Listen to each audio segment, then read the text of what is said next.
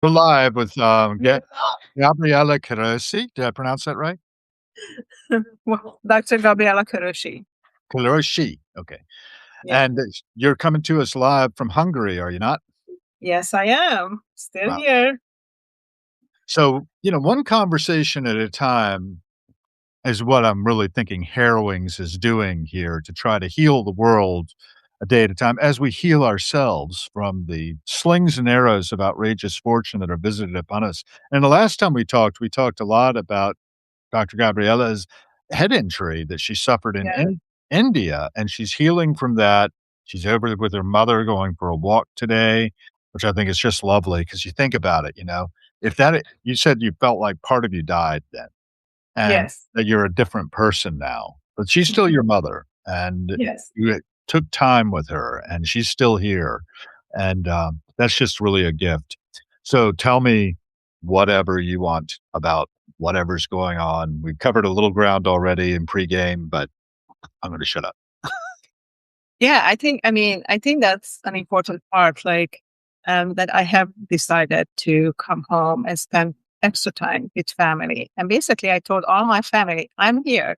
Anytime you want to spend with me, message me, I'll come and spend with you. So, like this past weekend, I was able to go to one of my nephew's games, and cheer for him, and it was great. I spent the whole day with my sister's family, and cheering for a young one, and that was a lot of fun. And then, yeah, I've been trying to take 1 to 2 walks with my mom every day in the morning and in the evening, and just help her out with stuff. Like today, I did some cooking of this new dish that I haven't made before. I just tried it at my sister's. It's called seitan. You make it with part of the wheat that has the most protein. So it's interesting. It's kind of like a squishy bread. Huh. It's kind of like a spongy, squishy bread, but it's just like a meat alternative. You can use it any way you want it. And like I liked it. My mom didn't, but that's okay. We tried something new, and then I also made crepes, which everybody loves crepes. So with all kinds of fillings. So that was a hit at least. But I'm all into trying new things, be open, and for example, we also go to some of the thermal baths because some of the thermal baths are kind of close to us. So, and I met an 82-year-old lady there, and she's gonna come out tomorrow because she wanted to meet with me more. And then I met her sisters, and she's gonna come out. She wants to write her story, and she doesn't know how to start. So tomorrow she's gonna visit us, and we're gonna have a conversation with her and my other writer friend, Gabriella Trophin Tata. She's gonna come over. So we're gonna have this like mini Right. writer club conversation and just, So you lovely. know, talk about storytelling. And so I'm just trying to be open to people who are open and interested in life, storytelling, writing, and see what comes of it. You know? That's great. And reaching outside of your immediate bubble to bring in new people that haven't met you before, and Yeah. that's so important as well. I was writing a bit about, the global emotional temperature. I don't know if you Hmm. saw that post, but I basically used a chat bot to help me analyze the situation because I'm like, there's something different here. Used to be we were shouting at each other across the aisles trying to get our points across and, make sure that the other party on the other side of the issue, whatever it was put in their place. And now we're not doing that anymore. Culturally. I mean, I don't know if it's global. It feels like it's global. Certainly in my world, I see that people are shutting down. They've overloaded their nervous systems. I know you can talk about your nervous system, right? Yeah, I sure And can. well, go ahead. Well, what happened to me after my injury is that my brain literally shut down. Like it didn't allow me to do anything that was chaotic, right? So politics, news, not even looking at a computer. Right. And even now, it's just literally, if it gets too much, my my brain just stops. Like, it's just like I can't, like, I have to walk away. It's just not, it just doesn't want to function. So I actually like it in a way because before it was too much, there's too much in the news, there's too much chaos, too much stimulation. And right now my brain lets me know, no, that's enough. Now you need to go and rest or walk or, be out in nature or anything like that. But it doesn't allow me to do too much that is um, overstimulating or chaotic, you know. As So you keep it orderly. First things first. Kind of, in a way, like even sometimes in the morning, if it starts with a light sensitivity, I can't even look at the phone. It's too bright, or can't turn the light on. So that allows me to do some exercises, walk into the kitchen, make a tea or a hot chocolate or coffee, whatever I decide to start with the morning. Although starting with water is the best. So if you can, first do the water and then do all the other things. What's that? Water, to start with water first, Right, right. and then do all those things. Yeah. So I do try to do that, and just spending more time with me and getting to know the new me and all that. So, but yeah, the nervous system is very interesting, and my brain definitely, I feel that it works differently than how it worked before.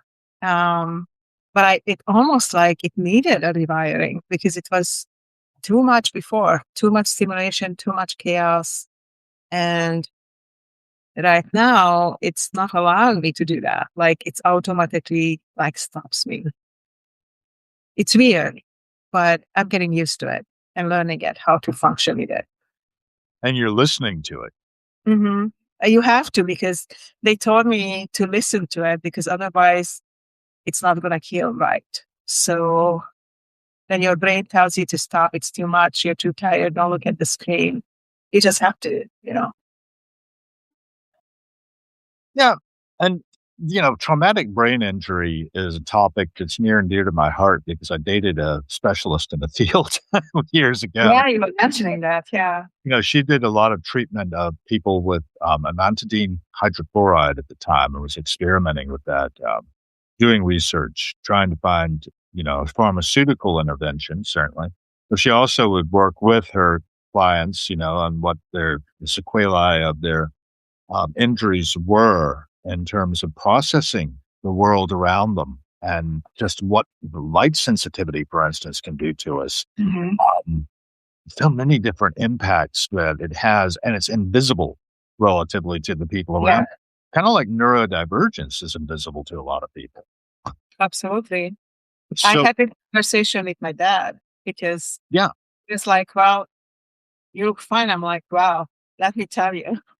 And then I listed him all the things that's going up, and he was like, oh, well, that doesn't sound too good. I'm like, no, it's just because I can walk and talk, and now I can laugh, which I like. yes. It doesn't mean that I'm fully 100%. My brain is still healing. So yeah, And I think at some level or another, particularly with people with chronic traumatic stress in their lives, and who doesn't have it, yeah, um, it's similar. We need to we need to balance and do hydrate people. We are mostly water. I don't know. Do you remember, or did you watch any of the Star Trek Next Generation series back in the 90s? yeah. Well, yeah, yeah. And they encountered this sand life form or something, which was they figured out was sentient.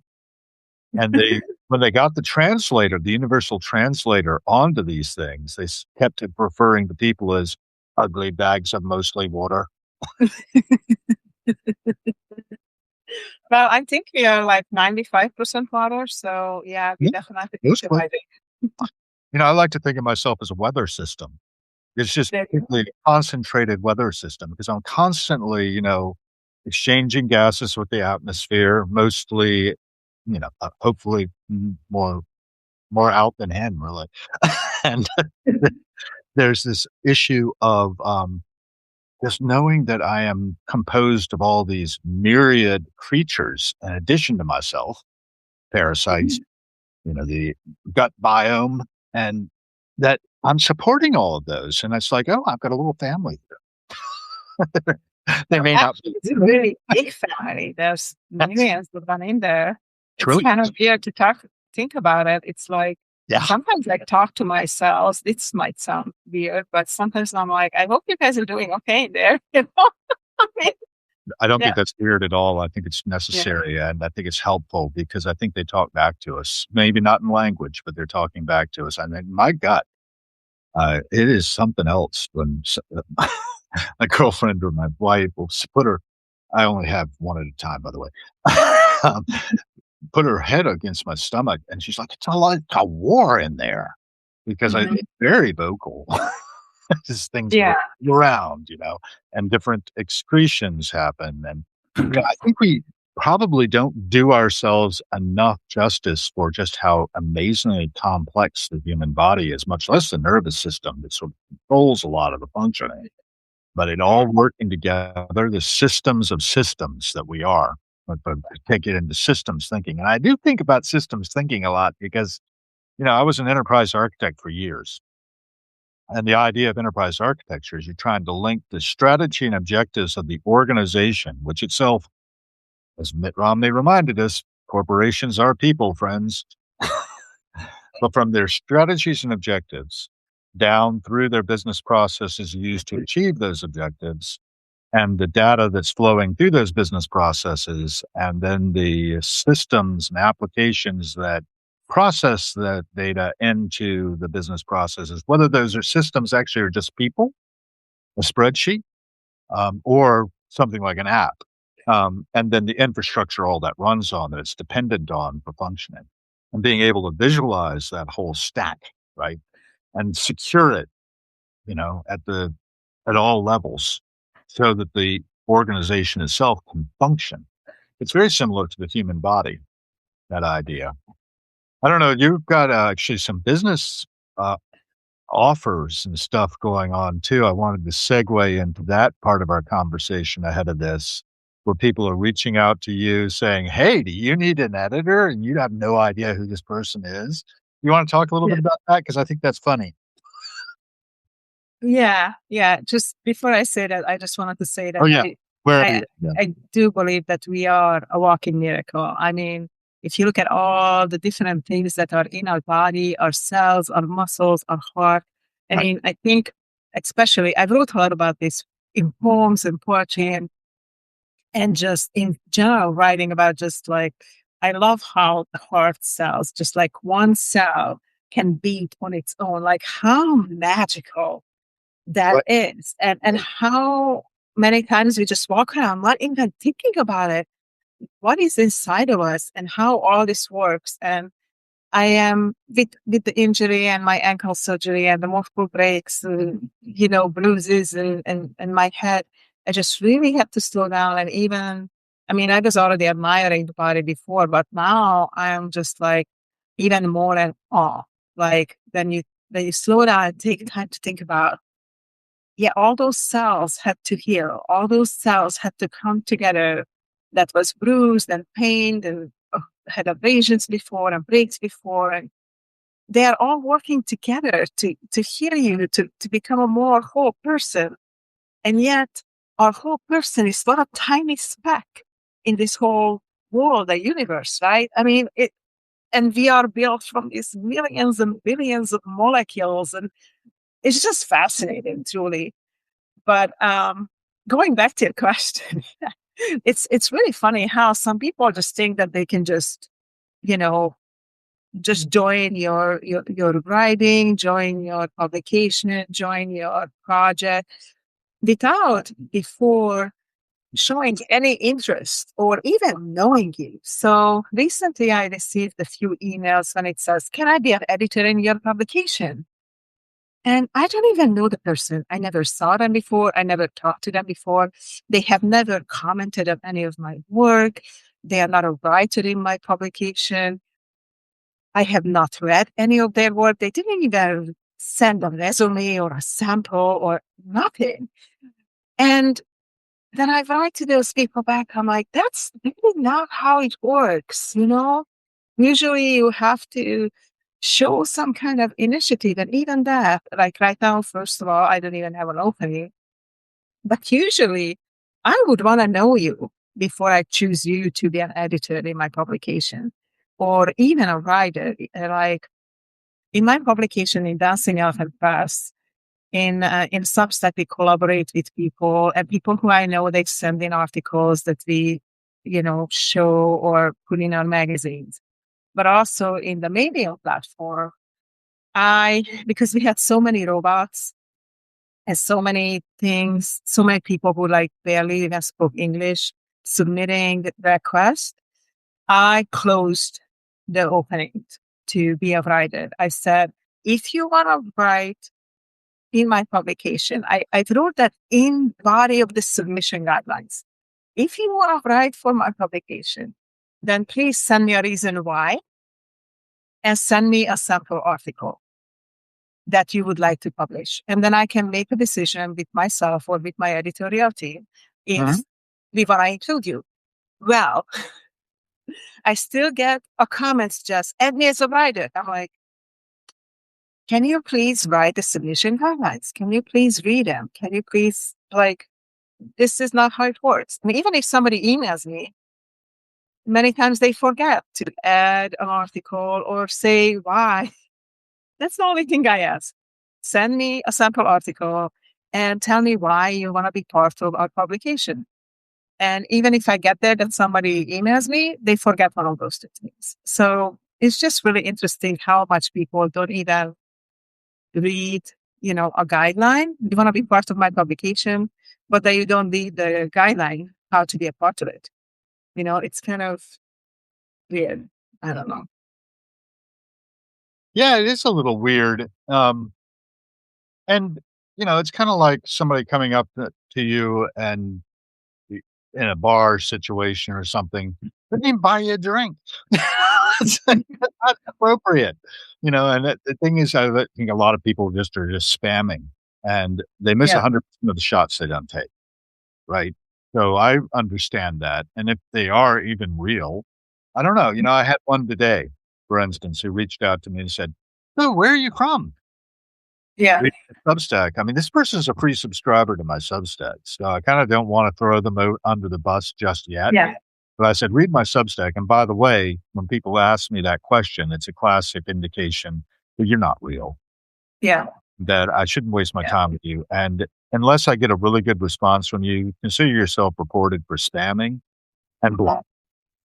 Yeah. I get those on Substack I have to too. lose a subscriber, and, I cherish my subscribers, but Of course. I don't need junk subscribers. I just crossed 800, by the way, which I No. good. I don't know. How many have you got now in the world? Do you know? I I You don't know you don't even exactly. watch? Good. Don't, because I think that's what it's about, right? We write for our best selves, for something within us that needs to express itself, right? We give Yeah. expression to a voice that may or may not be us, as far as I'm concerned. And that's what I write for. I don't write for you, the reader. You don't? You If shouldn't. you do read me, wonderful. But, I don't write for you. I write for that thing within me that feels it needs to express itself, a world spirit, I think, that pours through the writer. Mhm. We filter it, right, through our experience, through our abilities with language and things like that. But really, there are things that want to be written out Yeah. there in pleroma, I call it, right? You're familiar with the concept of the pleroma, the fullness? Mhm. Yes. There sort of amorphously, kind of like the Akashic field in which Mhm. all of everything, all potentiality, the quantum vacuum, where things emerge from it and drop back, kinda like I have this. experienced it. Tell me about it. Well, it's really interesting because when you go to that other side, Mhm. there's only so much that you are able to remember because your brain has difficulty processing all that information, Sure, right? sure. But I had experiences when I have crossed what we call the veil to get a glimpse of what is on the other side. You can call it afterlife, you can call it, the spiritual realm or another dimension, however you call it. If you experienced it, you know what I'm talking about.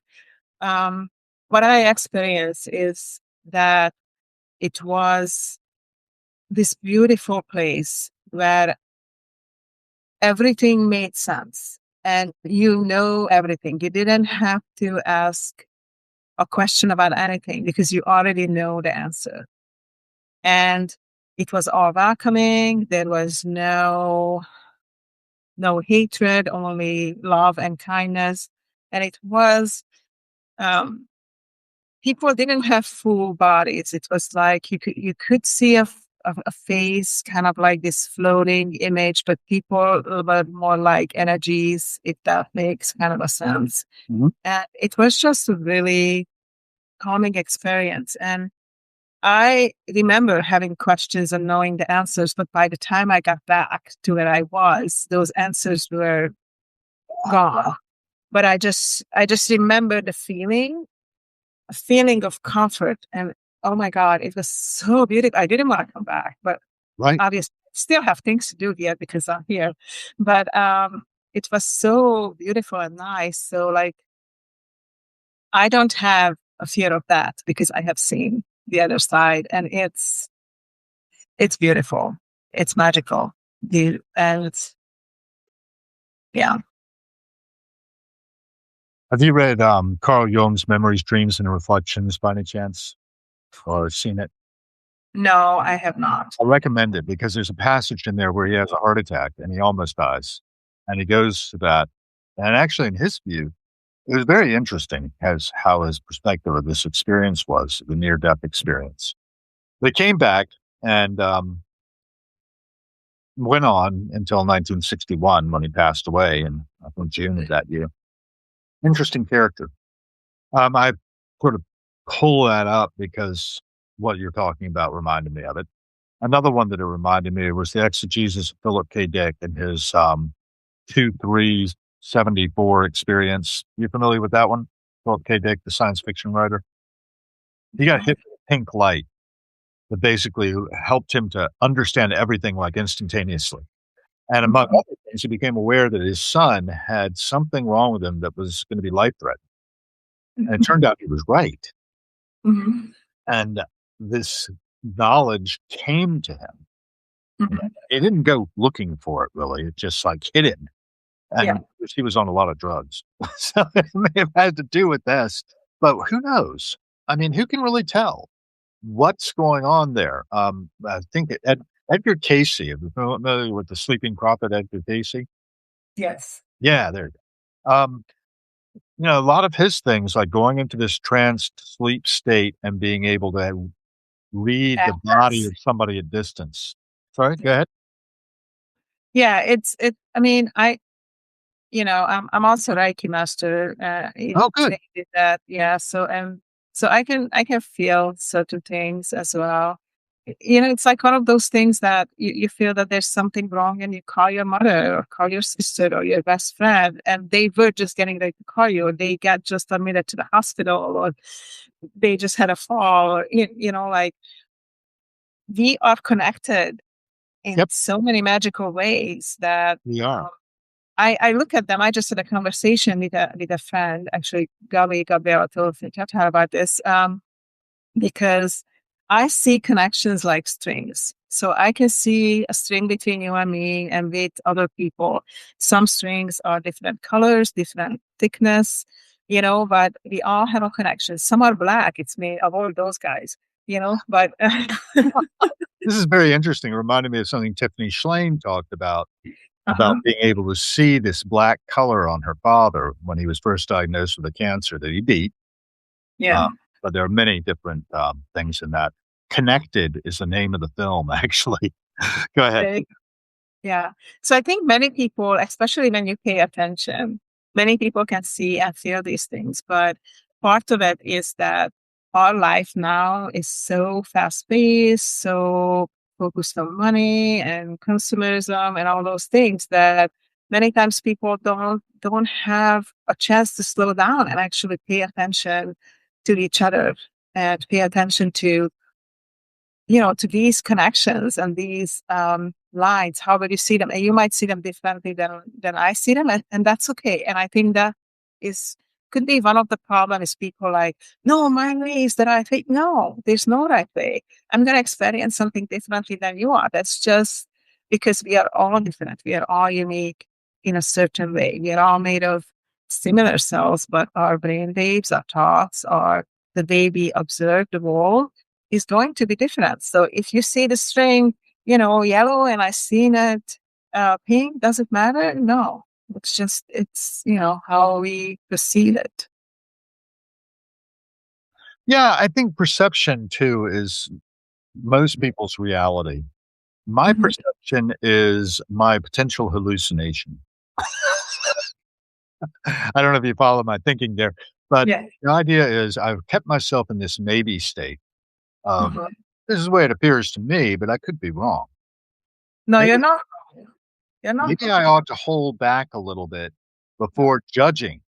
No, give me a minute. Okay. And if you disagree, I'll let you disagree. But my point Okay. of view is limited and distorted by dint of the fact that I've got a limited hearing range and I've got a limited visual range. Visual light is a very small part of the spectrum. There is the reality of the unseen. So go ahead. You can refute me. You wish I saw you go like, No. oh, you're right. Oh, No, I no, no, no. I was just gonna say that your perception is your perception, and maybe you meant to see the and hear the world that way. no, To be able to provide a different point of view, a yeah, different way to connect with people, because of those things, you connect with people differently than somebody else. You explain things differently. Your brain works differently.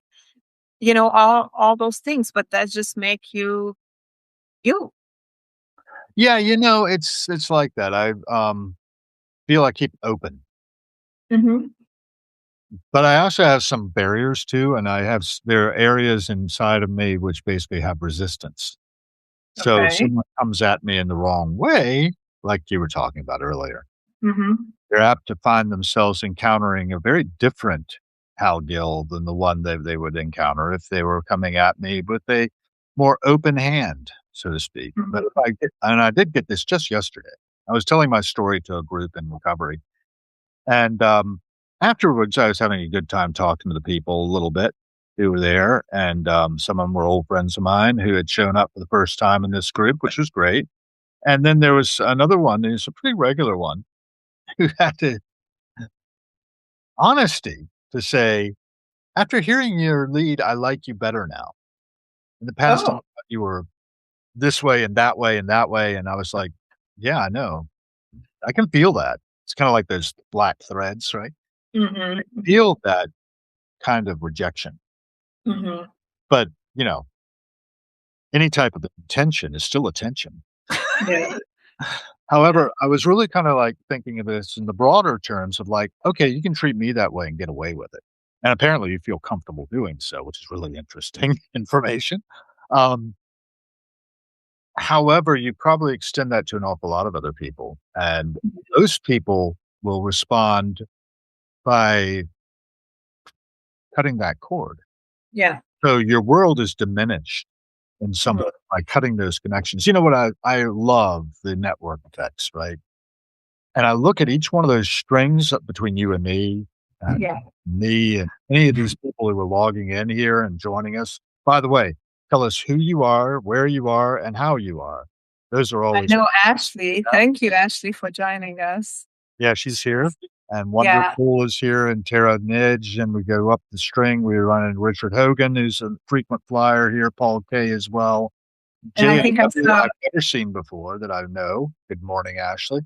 And so my point is, I look at it as this enormous stringed instrument around me, and I'm just going and seeing which of those actually vibrate, which ones give me a return for Mhm. my investment. Yeah. I can look at this in very transactional ways. I don't. Mhm. I tend to basically just give away and see what comes back. If nothing comes back, nothing comes back. And then do I cut that cord? Not necessarily. I don't know how to interpret silence. I miss 100% of the shots I don't take.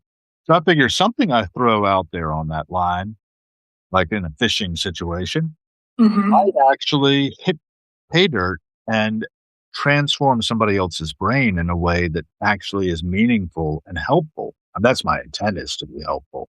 I realize a lot of people take me as this woman had. This woman up in Brooklyn decided that I was somehow not a good person.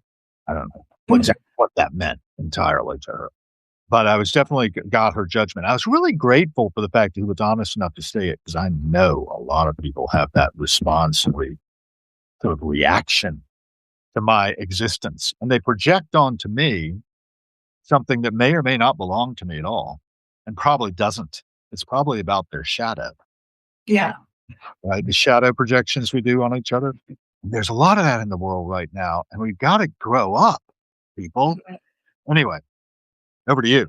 Don't you It's so easy to judge other people, right? I right, mean, like what you're talking about, this woman and it's the best. I love making an doing it. assumption. Yeah, just the same way how people make an assumption based on how you look, or you know, or how you maybe speak for the first time, but you might not know, like, that I didn't grow up here, right? I learned a lot of, English is my second language, so of course I'm gonna sound different. But you don't know how many other languages I am trying to learn at the same time. So right now, maybe in my head, there's 5 different languages rolling around and trying to speak one of them, So it's so easy to make a judgment on how somebody looks, but you don't know what kind of health issues they have, what kind of struggles they have. So I try not to judge. I think it's really difficult not to judge people when they come across ill-hearted, like what you were talking about. Right. Like when they judge you, it's really hard not to judge them. So I'm working on that. Oh, But I just opened up with both barrels on the whole of humanity, because we're all like that. I've got Mhm, that clean shadow inside me. If I spot it, I mhm. got it. Yeah. Now, that may seem a little simplistic, admittedly, but you're But right. no, I know what you mean. But the So area that you went into, right, was that during the fast when you went into the area where you had that access to the answers? um Was that? I did sometime but it was different than then I kind of went into space and went into the depth of Mother Earth, but which was a different, and I received some wisdom of words and things like that. But actually, one of them was at work when I was at work. I was working in addiction recovery, and I There just took like a half an hour lunch break, and I lay down. We created a quiet room, and I lay down and I just closed my eyes, and within a few minutes, I was like out in this huh, universe. And and then it was just a few minutes, but to me, it felt like I spent hours there. It is so amazing okay. how time just floats differently. And then a few other times, like while I was in acupuncture and I was totally relaxed, usually it's in a very relaxed state. When I go into a very relaxed, deep relaxation state, then something like this opens up unexpectedly. If you look for it, it doesn't work. It comes when it needs to come unexpectedly. So it's very interesting. I don't know if we've talked about the Monroe Institute before or not. Are you familiar with the Monroe Institute? Monroe Institute. Well, Anyway, I it's down in Faber, Virginia, and Robert Monroe wrote Voyages Out of the Body, and then The Ultimate Voyage, and another one in between. I forget what it was. Um, but the idea is that he had out of body experiences, but he was a radio engineer. So he took an engineering idea, you know, and they do a lot with hemisync technology. You're familiar with that? Where you get one beat in one ear, the other binaural beats, they call it. And it Mhm. into this theta wave state of consciousness, and enables out of body experiences. And in theory, I've gone there, done their like free weekend or experience or whatever, free Oh, days, okay. and checked it out. I didn't have an out of body experience that I know of, but then again, could happen. I've had them before when I'm like overtired, feverish, whatever, and you feel like you're floating up out of your body, or you feel Yeah. like doing things, and then you realize you're actually in sleep paralysis. Yeah. You're in that liminal state between consciousness and unconsciousness. Anyway, Yes. I don't know. I just think it's interesting, right? It's fascinating.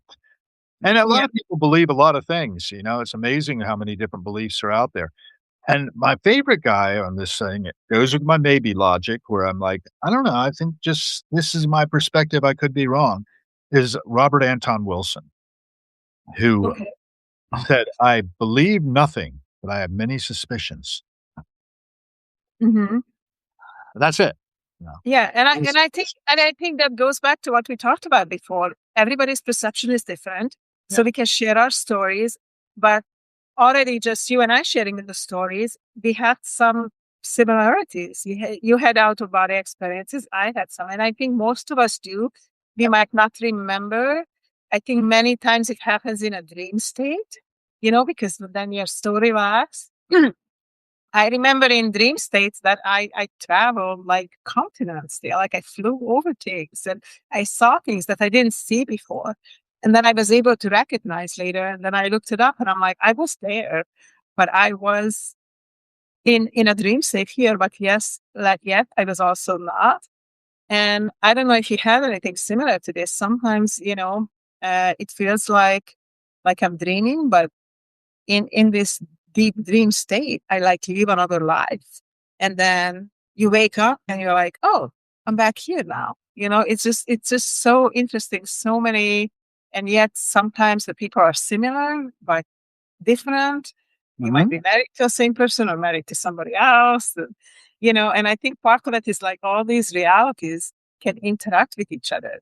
So we know we live in this reality for sure, but I do feel like there's coexisting realities next to us and parallel universes and all these things. There's a really amazing metaphysician, Maren Luther, who I really love and I follow her. I read all her books and attend her fireside chats, and she explains all this stuff Who? that it makes sense to me. I'm going to write her name. Oh, great. I was gonna also comment that when Carl Jung had his heart attack and was brought back, and I actually apparently had this experience about 5 years ago, that, Yeah. the thing that happened to him, he's very depressed after he came back, and a lot of people who have heart attacks are very depressed after having a heart attack. Mhm. A friend of mine Yeah. down in Virginia, Rob Warren, is recovering from a heart attack right now. We used to be cricketers together, and now I'm losing the thread. So going back to Carl Jung, he was depressed, and he said, now I have to go back to the world of the boxes, Yes. like the three-dimensional Yes. thing, and Absolutely. didn't wanna go. But his doctor's avatar, or I forget exactly what he said it was, came to him when he was floating well above Earth and said that there had been a protest had gone up from Earth that his presence was required back there.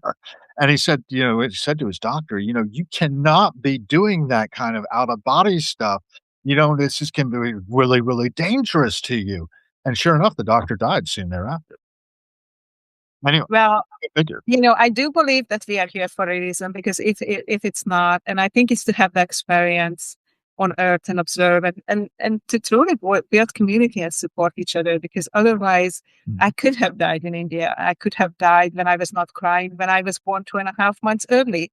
I could have died when I crossed 5 lanes when I fell asleep on I-5. There's Mm. so many times after working a 24-hour shift as a nurse because I had to stay a double shift. Yes. So there's so many times in my life that something could have happened and Mhm. it didn't. So I feel like, and yet we have people, we lose them so young, so unexpectedly, and so Yes. painful. Y- I have one of those. I'm wearing my Colonia Williamsburg Bass and Drums hoodie. Mhm.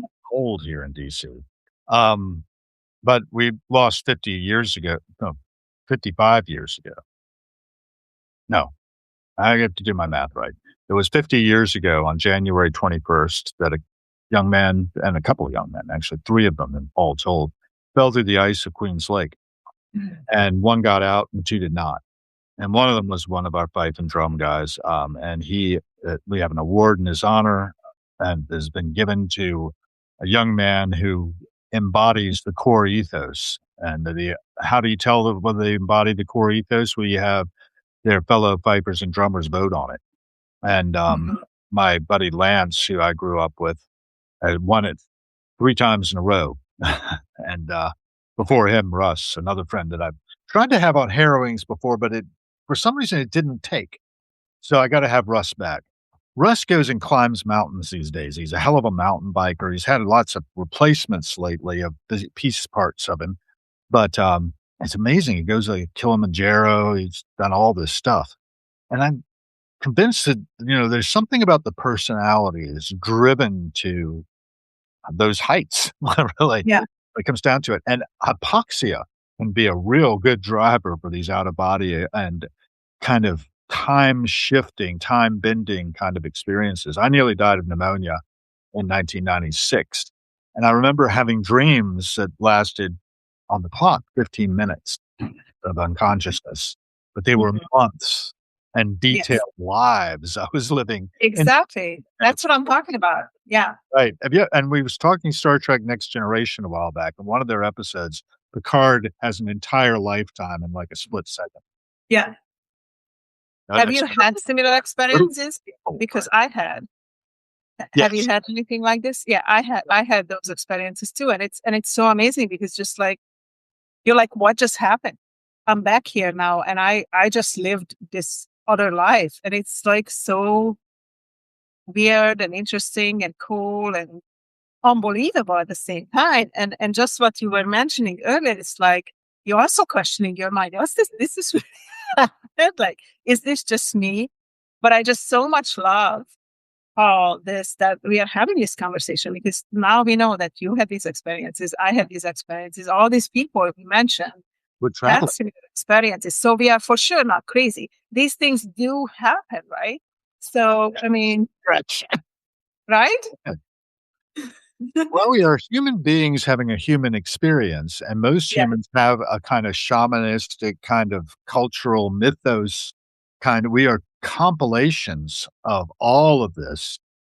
And, when Jung was talking about being visited by his father who had died, his father wanted to because his mother passed away, and his father wanted to talk to Jung about the latest research in marriage because he was gonna be taking up again the marriage relationship, and that since his wife had crossed over. Isn't that interesting? Yeah. Memories, Dreams, and Reflections, I'm telling you, is so worth the price of admission. It's Yeah. a sort of spiritual memoir of Jung. It's not really gonna follow a lot well, it does sort of follow a logical sequence from birth to on through, and also his beliefs about his own ancestry and the legends in the family, intergenerational trauma. I mean, you're an addictions counselor or nurse, registered nurse, right? And you have your PhD in, help me out, Public health.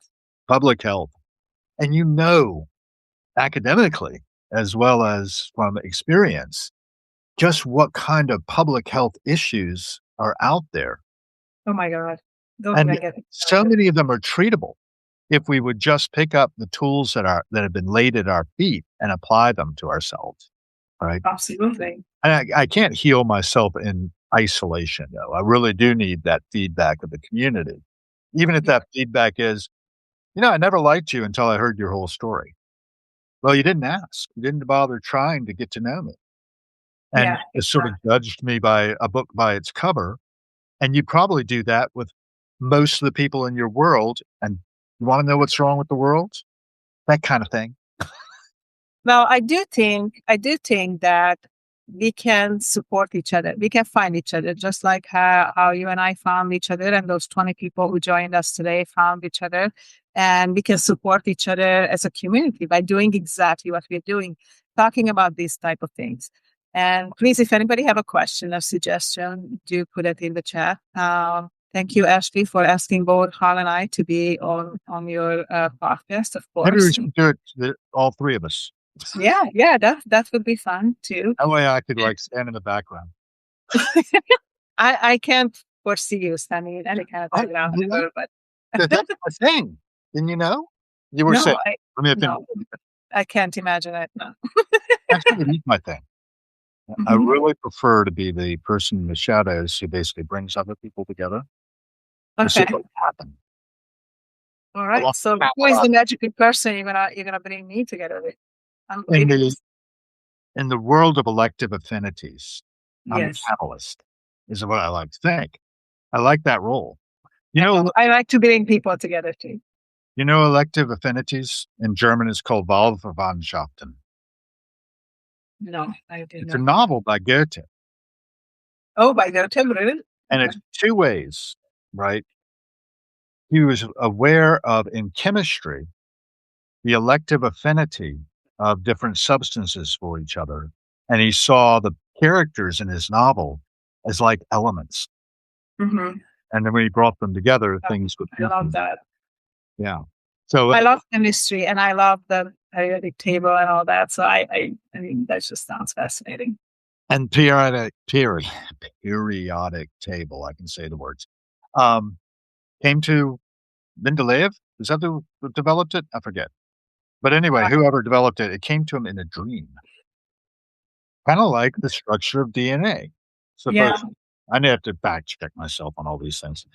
The double helix, and I don't know, it's the way it appears to me that this is kinda significant and that a lot of our subconscious processing, because when I'm going to sleep, I'm working on the processes of the day, and Yeah. I'm going through stuff, and the other day, though, I had this weird one where I was back in Denmark, totally different building scenario, an apartment where I was visiting my ex-girlfriend. She looked different, and of course, it still didn't work. And I was trying to board a train to leave. I was just gonna be there for a day or 2, and then I was leaving. And I left my damn bag with my computer in it back somewhere else. I was on the train, I was, like, going to the airport, and I was like, "I can't go on the airport, I don't have my bag." I Mhm. missed my flight. Then I was like, "Oh, well, then I guess I missed my flight." Yeah. And, I'm all quite often over there in Europe traveling by train. That's what I find. You must really like trains. And going on walks, particularly somewhere in Rome, Mhm. You been down to Rome recently or ever? I no, I have not been in Rome. I have been in other parts of Italy, and I am 40% Italian, by the way. Oh, yeah. I have been in Venice and some other parts, Florence and some other parts, yeah, but not in Rome, not yet. Ah, well, Rome's fun. Venice is fun too, I found. I took a night train from Munich to Venice on, I believe, September 13th of 2003, and spent the day touring the Venice Biennale, which was Mhm. all over Venice. Yeah. Just really fun. I sat by the, Rialto and read, I think it's called the Rialto, and I read, Paulo Coelho's, The Alchemist. And somewhere around here, no, it's not handy. Oh, there it is. I just, found this one. Have you ever heard of The Valkyries? Yes, I have. Which has An Encounter with Angels as a subtitle. Where do you stand on angels? Yeah, angels are pretty amazing. Have you had any encounters? Yes, I have. I thought share about those. That sounds like a good topic. Oh, I got about 10 minutes. No, I don't you know, so there's 2 different ways to look at it. You can look at it do we like, do we have a guardian angel? And what I have seen since I was a child, that people who have passed on, they would watch over me and Mm, I would call them my guardian angels. So like my uncle who died when he was 19 and he was always like a brother to me and he was 10 years older than me. And whenever I was sad or upset or anything, he would show up over my left shoulder and just show his presence. It was really calming for me. yeah. And my grandma would show up if there was some kind of issue. And for a long time, I just felt like they are my guardian angels. I could call on them anytime. I could feel them. I could see them, not like I see you. It's a different type of like, it's almost like you feel their vibration, that they are just there for you, you know? Psychic vision. And yeah, yeah, exactly. It's kind of an inner eye in a way. But then I have seen, when crossing over to the other side, I seen like these guiding energies who I could call angels, but they're also they are like this other form of entity that is so magical, that it's hard to describe. But some of the movies and stories actually get it really good. Like if you think about like this little floating thing, except they're not angry or upset or anything like that, like Tink does. But like this, it's really calm face, but it's also like this energy. It's not a full face, and this kind of like whitish, yellowish light around them, and there's this really calming presence. So you can call them angels, you can call them entities, you can call them spirits, you can call them the divine, however you want to call them. But also, they are not really separate from us; they are part of us, right? So because everything and all is connected, and we are also connected to this other side. So they are not really. I don't look at them as anything separate Yeah. from ourselves. If you've been there and if you've seen it, you feel like that they're a part of you and you're a part of them.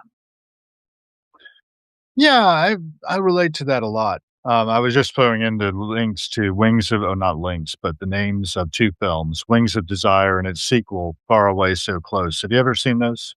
Himmel über Berlin is one name of one of them. One of them was done before the fall of the wall in Berlin, and the other one is done after, right after. And, Not that, I mean, I could have known that I recall, the but second one opens with Mikhail Gorbachev actually playing a role, believe it or not, signing paperwork to see if, this, you know, change in the Warsaw Pact and the relation of Russia and the United States could change the world or not. We'll see what yeah. they. And the angel Cassiel is hanging over his shoulder listening to him Mm, because that's what the angels do. Basically, they walk around through our world with us. They see everything in black and white, and they think in terms of eternity, and they don't think in terms of time, but they hear all of our thoughts, and then mhm, they, take them down mhm. into the Akashic record or whatever. And it's a fascinating film. So I highly recommend Wings of Desire. Wim Wenders is the director. I'll put that in here. Wim Wenders. And the first one is just beautiful. The second one is a little contrived. In both of them, Peter Falk plays a role as himself, but also as a fallen angel. Mhm. So it's really very atmospheric. Basically, they started out talking about making this film that Wim Wenders had the vision for, and Otto Sanders told him, "Oh, it sounds great, but how will we find the story?" That was the way he phrased it, being a German native speaker. "How will we find the story?" He said, "Well, we'll find it together." And they did. They had a lot. The sort of making of the film you can find on YouTube. Um, just beautiful stuff, and it's worth thinking about that when I go out and do the passing show, I feel like I am in the mode of the angels, where I'm just taking in the passing show. I'm laying down that primary documentation for potentially historians of the future, potentially for nobody at all. And I think that's so important. What we talked about at the beginning, who we're writing for. Yeah. We're writing for our best selves. We're writing for that which wants to be expressed through us while we're here. And we can get our hand extended to each other. We can Yes. connect with one another. We can help each other bear the slings and arrows of outrageous fortune. You know how interesting this is that you say this, because my mom actually found this Yes. three, three poems that I have written 32 years ago in Hungarian. And what you were just saying right now, I wrote a poem that basically just called Who I Am. So apparently I was already searching 32 years ago who I was. And it's written in Hungarian, but the whole question is who I am. And you're asking all these questions and going through all these years and months. And then you go into this cave, and in a cave, you find a door. And in the door, you open Mhm. and you open the door and you find a mirror, and you're asking this mirror who I am, and you see yourself. And that was the answer. Can you read the Hungarian? I won't understand it, but, You want me to read it? I actually I'd read love it. to I hear did the a video sound. about it because I wanted people to see what happens, like if they just listen to it, even if they don't understand it, what is the feeling that they get from it? I'd love You to want me hear. to read it in Hungarian? I Yes, will. please. I'd love to hear the phonemes, you know? Okay. Ki vagyok én? Szárnyaló emlékek zúdulnak fejemre. Ki vagyok én? Kérdezem joggal, de senki sem felel. Néma csönd honol, majd a homályabb lassan előbukkan egy halvány fénysugár. Kövesd, súgja lelkem, s meglelet ki vagy, s én tanácsot követve tettem azt. Hegyeken, völgyeken, vizeken, s tengereken, áramokon keresztül hosszú az út, s megállás nincsen. Hív a vezérfonáig jel, s megtudod ki vagy. Heteken s hónapokon át kukakba keresve jutottunk el egy hegyre. Itt volt egy barlang, volt itt egy ajtó, beléptünk, s a falnál megszakadt. Itt már egyedül vagyok. Egy szobába jutottam, hol körül az ajtó, egyet választhatok. S majd melyik a jó? Töprengve néztem, s mivel időn futtam, bátran megindultam. Megnyitottam, s léptem. Tükörhöz értem. Kértem a választ. Ki vagyok én? Magamat láttam. Ez volt a válasz.